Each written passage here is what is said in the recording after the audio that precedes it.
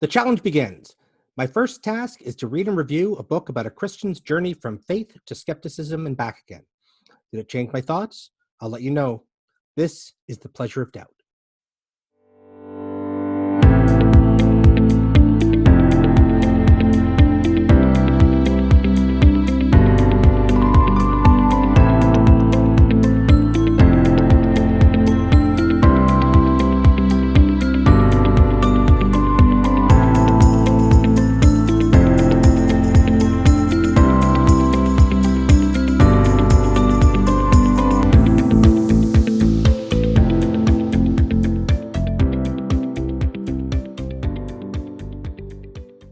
Welcome to The Pleasure of Doubt. This is the first episode in An Atheist Accepts an Apologist challenge, in which I accept Craig Reed's challenge to try to convince me through a series of materials and methods to either have more belief in God or spirituality. So Craig recommended that I read this book, Finding God in the Waves, How I Lost My Faith and Found It Again Through Science, by Mike McHargue. So I read it, and I enjoyed the read. It was a nice, easy read. Mike takes us through his journey through faith and losing his faith and then regaining it. So there was a lot I identified with Mike in this book. And we had a similar childhood. I think we're similar ages. We both weren't terribly popular. We were friends with the nerdy kids. He talks about having an Apple II computer. I had an Apple II computer myself. So I think we come from a similar background. He talks about growing up in the evangelical church. And he writes, people are down on evangelicalism these days. But even my earliest years of life showed me that evangelical churches are great at doing a whole lot of important things. They provide community, comfort, and stability. So I don't have any problem accepting that the church provided him those benefits. In fact, I think that's one thing the churches have done a great job of. They provide community. They provide a home for people. They provide community. They provide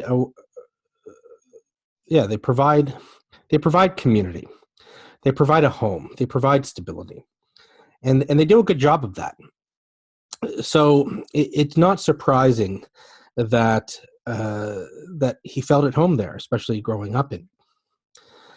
He talks about talking to Jesus as a lonely kid, and again, I have no issues accepting that reaching out to Jesus would have had a beneficial effect for him. I think of it similar to meditation, and I think there's a lot of research that prayer and meditation are very similar, and he talks about that shortly as well. So I don't have any trouble in the early chapters accepting that the church played an important role in his life and gave him a lot of value. He spends the first few chapters trying to establish his bona fides as a science lover and skeptic, and I think he does a really decent job of this. He certainly has a respect for the scientific view of the universe, and he sets it out and he sets out the arguments better than I could. Chapter 3 goes through his discovery of skepticism, and he definitely seems to get it.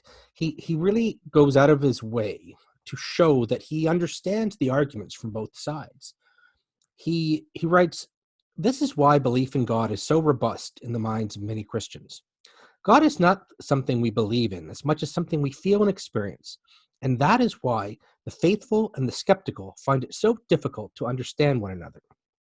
He really shows that he gets the divide between skeptics and believers, and I accept that he does. He convinces me that he really does understand those, how skeptics think. I'm going to come to that in a second. He says believers have a rich neurological network that encapsulates God through feelings and experiences that are difficult to articulate with mere language. And he understands how skeptics can have a trouble sort of identifying and understanding that point of view. He understands that throughout his worship, he was, in a very real way, rewiring his brain. He writes, "I didn't know this at the time, but all those hours I spent researching and analyzing God were beginning to rewire the neurological network that made up my faith."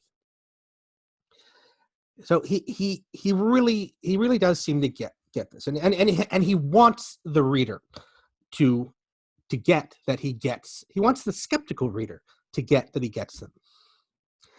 He goes into detail about how he started to analyze God from the scientific point of view. He said, "I spent so much time analyzing God that I didn't have time to experience him. Over time, this caused the feelings I had about God to fade. God was becoming nothing more than an abstract idea, and one that could easily be torn away by the thinker's books I was consuming. The process of losing God took months of reconditioning, but when the loss finally hit me, it felt like a heart attack, sudden and violent."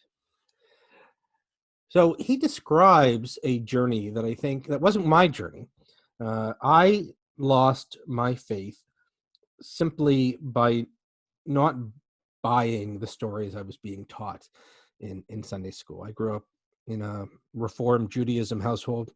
None of my family was particularly religious, but I did have to go to religious school. And my parents didn't impose any kind of belief on me. I think I don't even know if I knew at that age what their beliefs were. That being said, they didn't push me strongly to believe. And I felt my belief sort of slowly fade away. For Mike, his belief faded away much later in life when he started looking into the scientific worldview. And he found his belief in God at that point slowly ebbing away. And he notes that one day he said, "So that morning I said these words, 'God, I don't know why I'm praying. You aren't even real.'" He says two things happened immediately. First, the feeling he associated with the presence of God left him.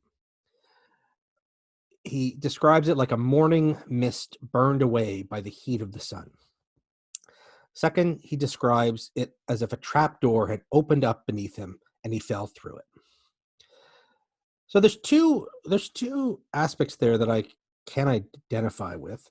I think I get how his talking to God would have created a presence, a feeling of a presence. I have so I've had a history of anxiety, and for a long time I had this strong knot in my chest, and it was almost ever present and caused me quite a lot of discomfort. And a few months ago, what I did was I started talking to my knot. I sort of gave it an identity, a personality. And I talked to it and I said, hey, why, we're not, I get what you're trying to do. You're not, I don't think you're helping. Do you think you could loosen it up? And things like that. And, the knot actually left. And actually, I haven't had a problem with that since. Whenever the knot starts to form in my chest, I talk to it. I even gave it a name and almost an identity.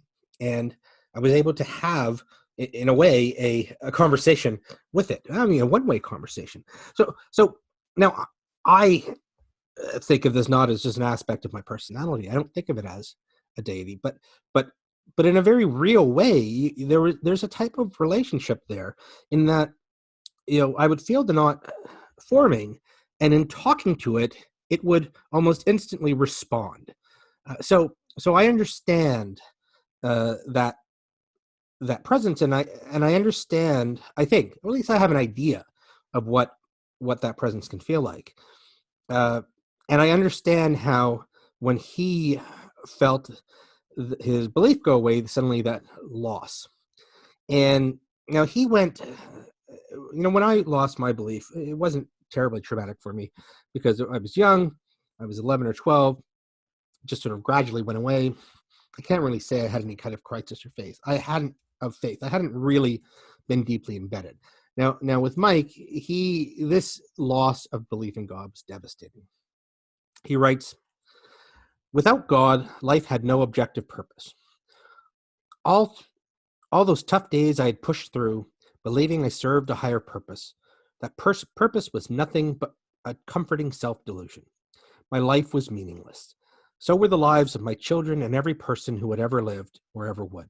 It didn't matter what kind of husband or father I was, because all my hard work would be erased when the sun exploded in 4 or 5 billion years."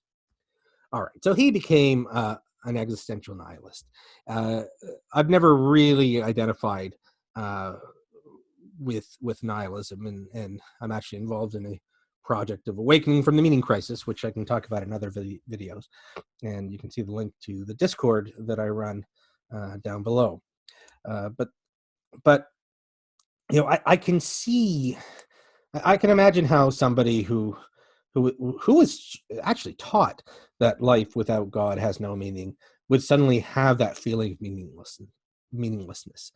But I also have to note, he definitely describes it as a traumatic event, and this, as he describes his movement through atheism, there's a theme throughout these chapters where he has a deep regret of losing his belief in God, and that he desperately wanted it back. So I'm not going to say he was never not an atheist. I think he did become an atheist, but he was, I believe, definitely looking to get that belief back, and was always keeping his eye open. Now he goes through. He talks about humanism. He had sort of adopted humanism. He got into the skeptic movement, and again, this part of the book is aimed at establishing his bona fides as someone who understands why people lose faith in God, and as a skeptic and someone who understands science. It's meant to draw the atheist and the skeptic in to say, yeah, I get this guy and he gets me. It remains to be seen, or in the rest of the book, whether he uses those skills when his belief comes back, and that's where I have some critiques with him. But I will say, I'm not going to go through the quotes. I mean, he describes certain scientific explanations way better than I could. He definitely has. He's well read. He's quite bright.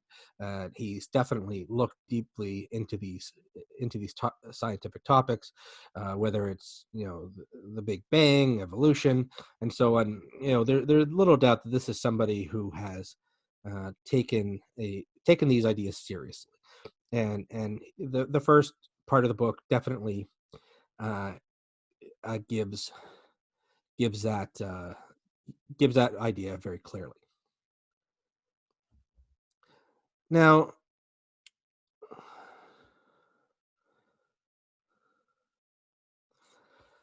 so this brings us to his coming back to God. Now,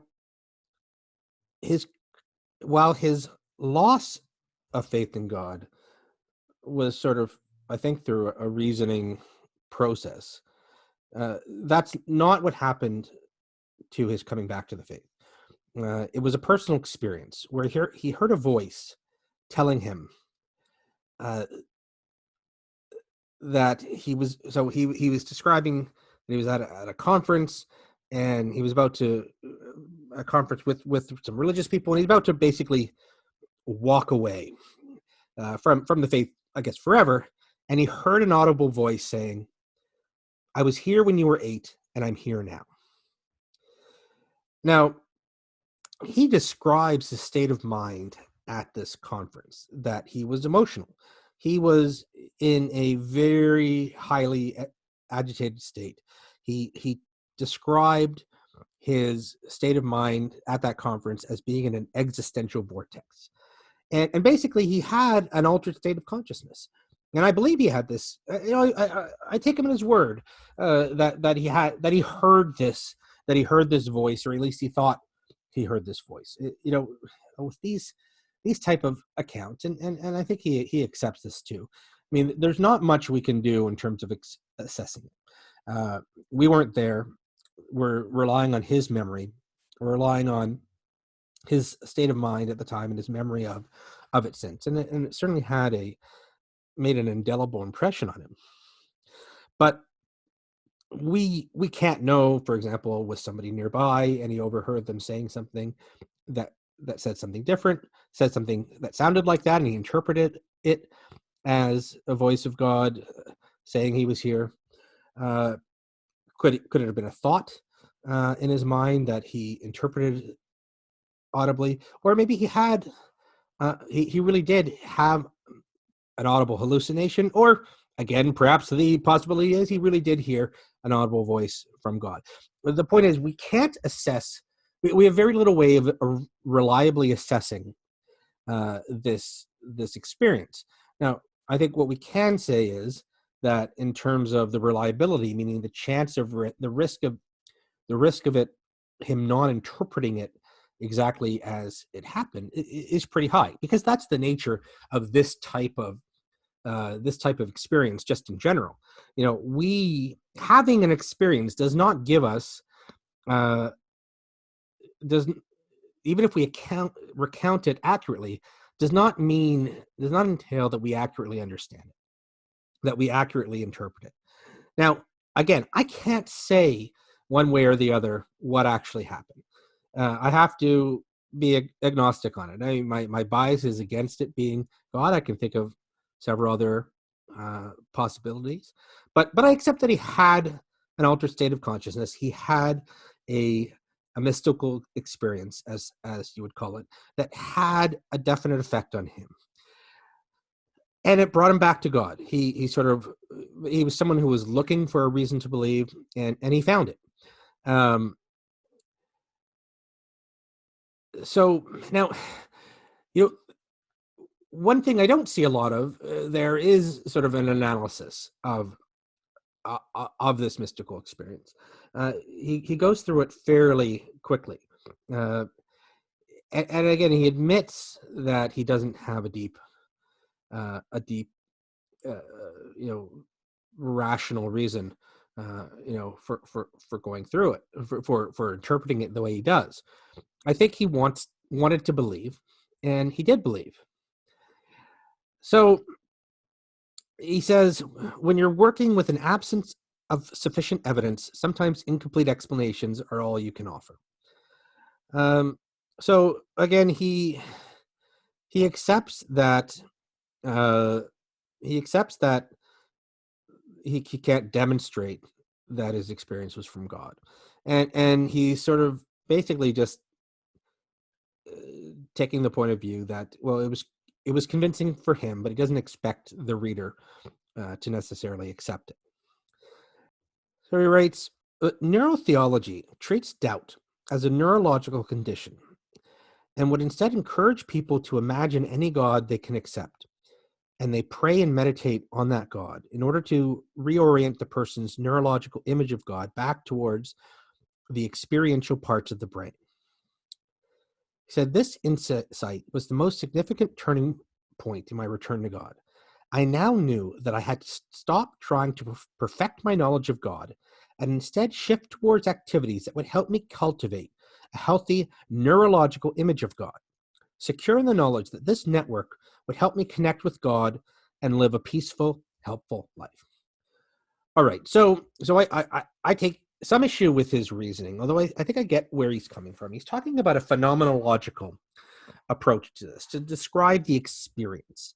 And I think so. Whether we're a theist or non-theist, atheist, believer, I think we all have similar brain neurology. We have similar brain chemistry. On a phenomenological basis, an atheist and a theist are just as capable of having the same type of experience. We may just interpret them differently.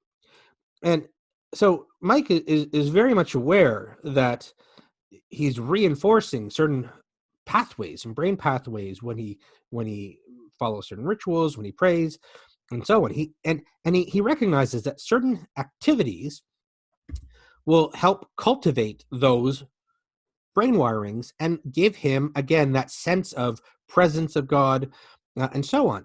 And I think he's right there. I think you can cultivate through.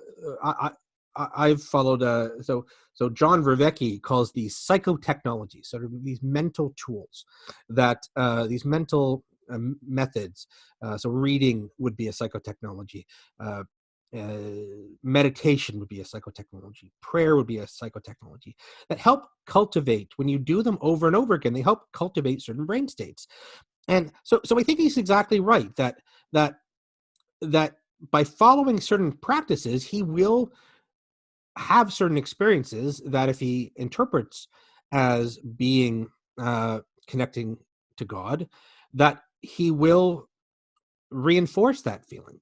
And now he says, and live a peaceful, helpful life. And now, I'm somewhat of a pragmatist, and this is an idea that I've been wrestling with for the last while. Of if it helps a person, does it matter if it's true? And I think the skeptic in me says yes, it does matter. That I want my beliefs to be true, and there's something in me that really wants my beliefs to be true. But I don't think we can easily throw away the person who says, you know what, this belief makes me happy, helps me find my place in life, helps me have meaning in life, helps me make my way through the world, and gives me a peaceful, helpful life. And I don't think we can throw away the fact that if he has this worldview and these practices that help him achieve this, that it's hard for me to say that's a bad thing. I don't think it's for me.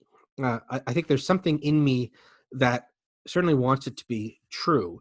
But I've had, sometimes I've just thought, it would kind of be nice if I just had beliefs that I didn't question too hard. And I'm not saying he didn't question his beliefs too hard, but if I had beliefs that just helped me be happy and peaceful, and that would be okay, even if they weren't, even if they didn't match up 100% to reality. Now I'm pursuing other ways of trying to get there, hopefully while still maintaining sort of that connection to reality, so to speak. But I'm not too hard on him. What he's showing throughout this is that he is not looking to impose his views on anyone. He is not that type of Christian. He's not looking to change laws. He's not looking to influence things in politics. He has his beliefs. He understands the science. He has sort of a fairly liberal approach to Christianity. And he even says throughout the book, he doesn't even know. Some people might not even consider him a Christian, or maybe he's a heretic. But so he has a fairly even his coming back. He's taken a more liberal view. But so I have a hard time critiquing him too much for this. That being said, he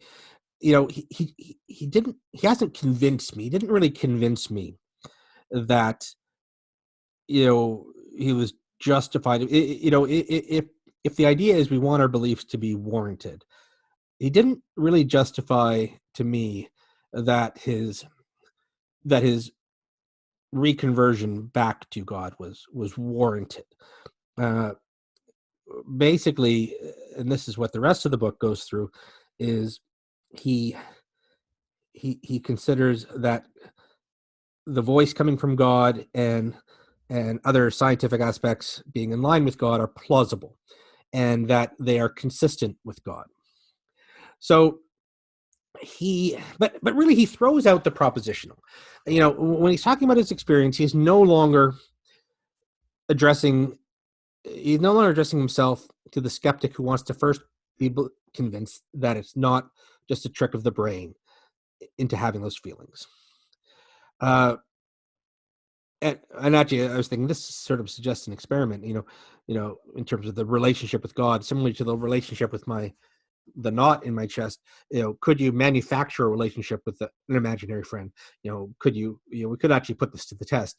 Could you cultivate these feelings for any sort of person or imagined person?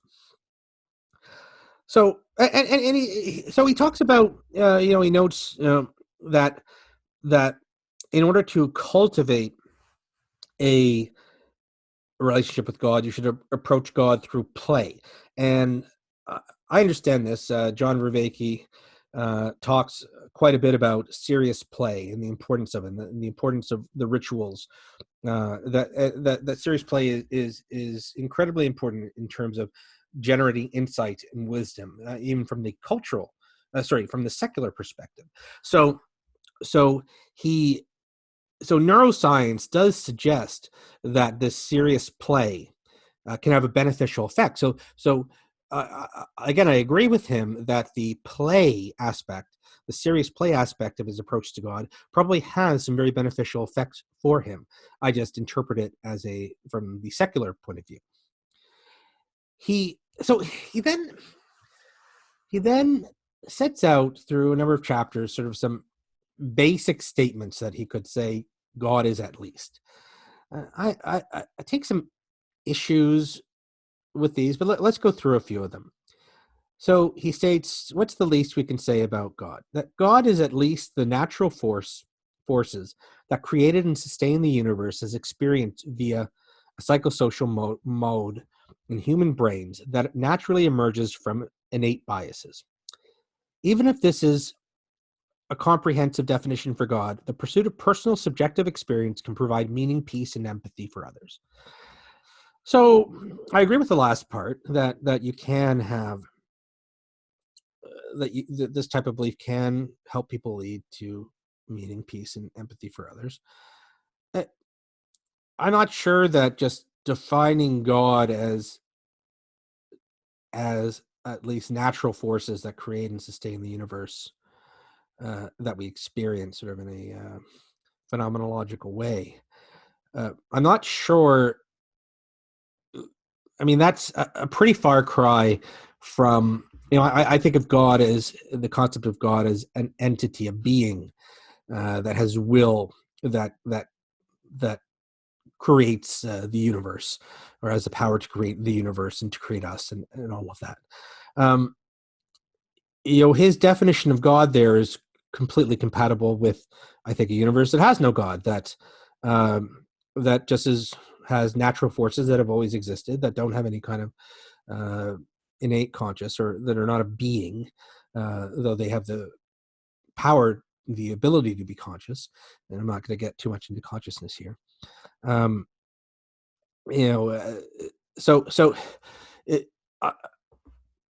That strikes me as a little bit too vague to accept as God. If we're going to accept that as God, it almost, to me at least, as a non-believer, just sort of devalues the word God.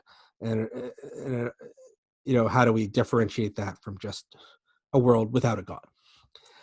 So he writes, we also know that when this faith is centered around a loving God, it has positive effects on the believer's emotions and actions. God may be nothing more than a way that human brains interpret reality, but that experience is beneficial. People pursuing God aren't wasting their time. All right, so I have more sympathy to this point of view. I don't, so long as the experience is beneficial, again, I don't have that much of a problem with belief. I'm not an anti-theist. That being said, I think for some people, pursuing the belief in God can be harmful, depending on your belief in God and the effects that it has on you. People keep people, especially people who have images or a theology of, say, hell, can be certainly traumatized by God. Evangelical Christians or other religions who seek to impose their religious beliefs on others, again, can have, I think, a harmful point of view. Can cause harm. So, but I would say in itself, I don't disagree with him. So, for example, if for him, the belief in God provides a lot of benefit, I like I said above, I don't fault him too much for that. And I think seeing God as a loving God can help foster that sense of love. There in Buddhism, there's the idea of metta, loving kindness, meditation, or contemplation, which can produce similar effects. So I think that envisioning a loving God can probably produce feelings of love towards other people and goodwill towards other people, in a similar way to the Buddhist notion of wishing and seeking to treat everyone as, may you be happy and healthy, and so on. He talks about, so back to the series play. Now here's where I don't really agree with him. He says, my axiom is a planted seed, a way for skeptics or doubters to pretend God is real long enough to experience God directly. Now, I do take issue with this, and I spoke earlier in my announcement video that, for example, I don't want to bias myself against the belief in God, but nor do I want to bias myself in favor of the belief in God. And here he's talking about skeptics. So, a skeptic, and again, I think he takes in the point, the skeptic in the type of person who wants that their beliefs are warranted based on sufficient reliable evidence, or words to that effect. A skeptic, it is, again, I don't doubt that by going through certain practices, you can cultivate a phenomenological experience. So a felt experience that could be interpreted as an experience with God directly. And I have no doubts of that. I have no doubts of that. I think the various religions have developed, again, psychotechnology, these tools that are brilliantly designed to cultivate these feelings and this experience. The problem is, if you want your belief to be warranted, you have to accept that as a highly unreliable method, that it's going out of your way to bias yourself. Now, if your goal is simply to have that experience, that can be fine. But I think what he can say is that it's a way for skeptics or doubters to experience the feeling that believers have of experiencing God directly. But to jump to that you really are experiencing God directly, I think is a jump that can't be justified. So I think you have to ask, is your goal to just believe, or to believe because the belief is warranted? And the more he describes it in this way, and I don't think he means it, I don't think he has ill intent, but it definitely, to me, seems as if we're talking about psychological manipulation. It almost, and I don't want to be unkind, because I understand where he's coming from, but it smacks of brainwashing, of self-hypnotism almost. I don't doubt that we can manufacture these feelings, but that's different from saying that warrants the belief. And the question I have is, what if we can manufacture these feelings too, or cultivate these feelings without the belief? Well, I think we can still have. So I'm on board with him to an extent that I think a lot of these practices probably are very useful. And I think we can benefit from from practicing these methods to cultivate these experiences. So, for example, cultivating that feeling of love towards others is probably a good thing.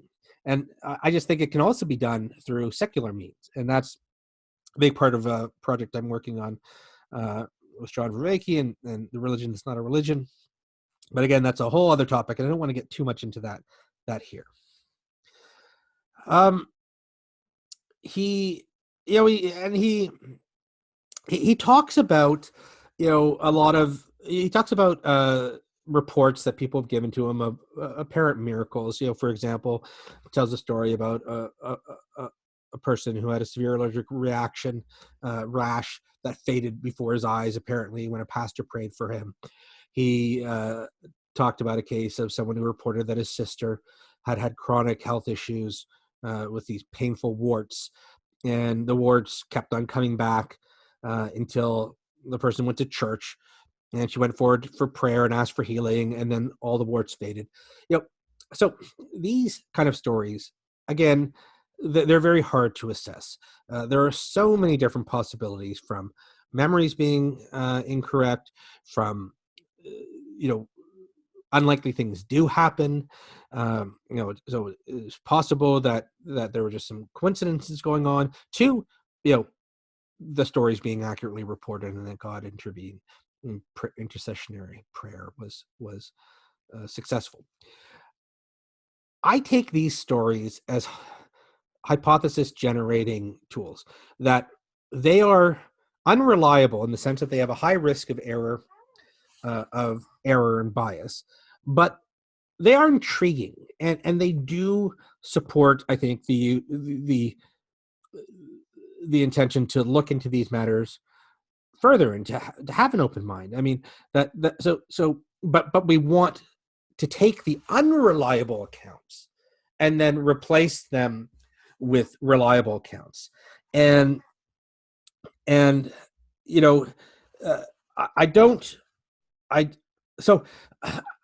think the mistake is thinking that these accounts are sufficient to justify belief, if we want our beliefs to be warranted. They are sufficient to keeping an open mind and investigating. Okay, so he talks about the redemptive effect on suffering, which I say sure, but you can also have that without God. When I pray for things I hope for, I'm searching for ways that I can act to make a situation better. So again, I think a good thing, but also supports the no God hypothesis. And he notes, no, to be fair, he notes neurologically speaking, meditation and prayer. Prayer is a type of meditation. It produces remarkably similar brain activity and long-term effects to meditation. So, and this has been my position. So, when I think about prayer, I think probably to some extent prayer is effective in the similar way to meditation being effective. That prayer can increase the ability for insight, wisdom generation, and well-being, and so on. He talked about the science in a way that is compatible with God, and to some extent, I agree. I mean, we can't, everything is compatible with God. That's part of the problem. So the more he goes into the science, the more I ask myself, well, why does this really support the God hypothesis, or does it sort of go against the God hypothesis, in that it probably supports the no God hypothesis more? He says prayer is at least a form of meditation that encourages the development of healthy brain tissue, lowers stress, and can connect us to God. Even if this is a comprehensive definition of prayer, the health and psychological benefits of prayer justify the discipline. So again, I agree with everything there, except and can connect us to God. In that maybe it can, but we don't know that. What we could say is maybe that there are some beneficial effects of prayer, but like he's noted, those beneficial effects are shown through meditation. So why not just do meditation, which doesn't have that theological baggage, so to speak? So he's right, again, that prayer can be beneficial, and that science has shown that there's some beneficial aspects of that. But again, it's beneficial in a way very similar to meditation. So it's consistent with the God existing. It's not harmful, I think, to engage in certain types of prayer, at least. But I don't know that that in and of itself justifies doing it. And again, he says, by engaging in prayer and those type of activities, it's a life raft for people who can't get on board with the supernatural claims about God, yet still want to be close to God, a state I'm often in. And I got this sense throughout the book, when he's very, I don't know if ambivalence is the right word, but even when he gets his belief back in God, I get the sense that he's still quite uncomfortable with it, and he's looking to make statements he can justify, but which I mean, again, I can't fault. I can't fault him too much as somebody who I can put myself in his head and how desperate he is, how important belief in God was for him for so many years. And I can put myself in his head and think that he's convinced himself that belief in God is at least not harmful and has positive effects, and that's good enough for him. And again, I don't fault him terribly for that. But that being said, I don't know that it's a strong reason. So for example, I've been told by many Christians, and even I think he says a version of it in the book, to ask God to reveal himself. So while I was reading this book, an interesting thing happened. Well, it could be interesting, but so so I'll periodically sort of ask God to reveal himself. I'll say something in my head along the lines of, God, if you exist, please reveal yourself to me. I can't promise how I'll react, but I'll promise I'll take it seriously and go from there. Something like that. So I did that while I was reading this book. I did that. And so I have sleep apnea. So I use a CPAP machine, which is this machine that pumps air into the nose through a tube. And now my tube is pretty old; it needs to be replaced. And the mask, so the connections are pretty weak, and they often come out. So an interesting thing happened when I made that prayer, so to speak, or that asking God to reveal himself. I don't know if I said give me a sign, but something like that. Reveal yourself to me. The tube literally popped off my face, and that had never happened before. I put it back on, and the tube popped back again off, and then again a third time. None of this had ever happened before, and this was literally within a minute of my having done the prayer in my head. Now, that was certainly, had an effect. It's like, wow, could this be something? Now, something different did happen that night. But also, another thing had happened that night. I had done something different with my mask prior to this happening, which is that I had I tried to tape it up with some electrical tape to keep it from popping out. And what had happened was the tape had fallen down a bit, and so it was just sort of hanging on the bottom. And I tried to sort of put it back in. We know when you sort of stretch the tape to try to make it fit. And I think what had happened was that some of the tape got stuck on the inside, and I didn't get the proper tape, and I should have gone downstairs to fix it properly. But anyway, I was lazy. Some of the tape got inside the rim, and what it looked like happened is it created an air pocket, which caused it to pop out. And this occurred to me later, and I tested it the next night, where the same things happened without any kind of prayer. I took the tape off, refixed it, and that was and that fixed. Now, you could say, well, God put all this together in my head to have this experience, so it's a sign. And that's one possible interpretation. I think it's more plausible the coincidence that I had done something different with the tape for the first time, that it created this air pocket and just happened to coincide. But I want to be intellectually honest, so I definitely wanted to note this event. I don't know what an actual sign would look like, but I mean, it was certainly something that had a strong effect on me. Like, oh, what's going on here? But then when I investigated or thought about it a little more, it made it pretty clear. So I'm not going to go through all the different aspects of science that Mike describes in the second half of the book. I think he does. Look, at best, he provides a plausible interpretation that is consistent with a God belief. I don't think he comes close, in my opinion, to making the case that the belief in God is therefore warranted, meaning there's sufficient reliable evidence for it.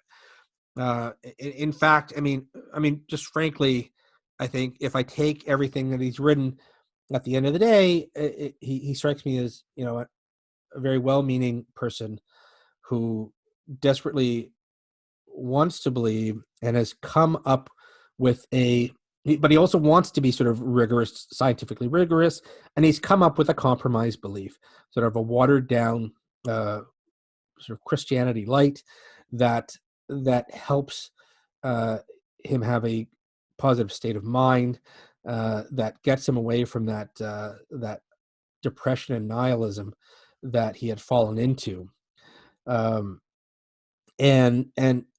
provides him a way forward. I think he's correct in that the areas of religion that he says are positive, I probably agree are positive. He doesn't really spend too much time looking into the downsides of religion, but I think he does certainly acknowledge them.